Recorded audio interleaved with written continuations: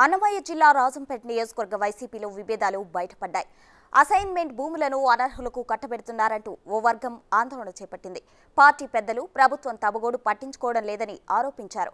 నియోజకవర్గంలోని వైసీపీ సర్పంచులు, ఎంపీటీసీలు, జేసీఎస్ కన్వీనర్లు అన్నమయ్య విగ్రహానికి వినతి పత్రం సమర్పించారు. అర్హులకు న్యాయం చేయకపోతే వైసీపీకు సహకరించబోమని తేల్చి చెప్పారు.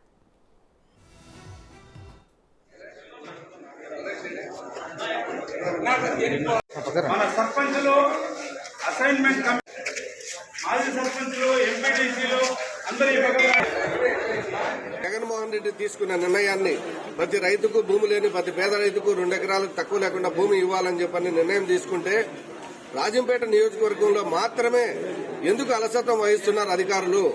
నాయకుల సమన్వయం లోపమా, అధికారుల లోపమా? జగన్మోహన్ రెడ్డి గారు ఇచ్చిన ఆదేశాలను ఎందుకు ఇక్కడ అమలు చేయడం లేదు? ఆయన ఆశయాలను తీసుకుపోయేదానికి నాయకులు ముందుకు లేరా? అధికారులు సిద్ధంగా లేరా?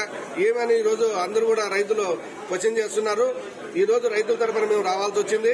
రైతులందరి ప్రోద్బలం కోసం మేము ఈ రోజు ఈ ప్రయత్నం చేస్తున్నాం. ఇప్పటికైనా నాయకులు, స్థానికంగా ఉండే నాయకులు కళ్ళు తెరిచి ఈ ప్రజల సమస్యల మీద